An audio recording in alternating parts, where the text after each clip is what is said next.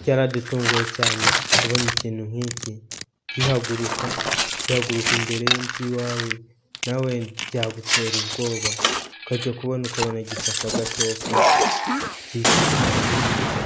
amasasu twabonye aturika mu murima, maze kubona ikintu gitukura kiraje kibatera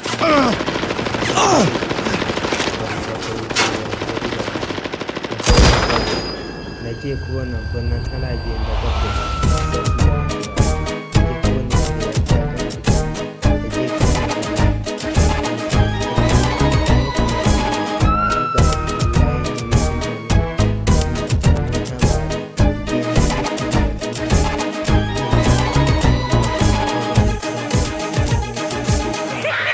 nuko nanjye ndumiwe.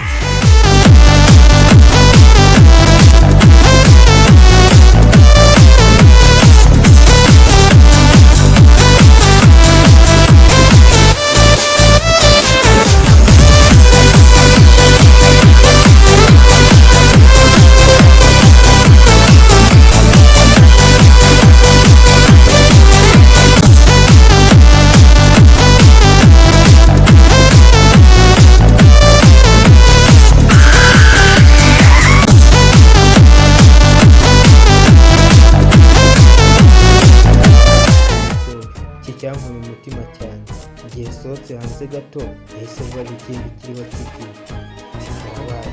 Aha hari habaye saa moya n'igice, nari ndi jyenyine, nari ndi mu rugo jyenyine. Ngiye kubona mbona ka kantu karongeye karagaruka karabyina kavuga ati kabaye, njyewe akanjye kashobotse. Ngiye kubona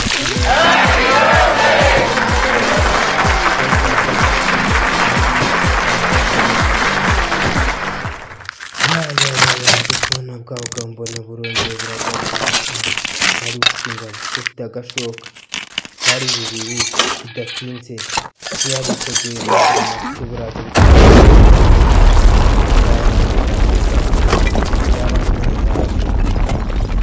byarangiye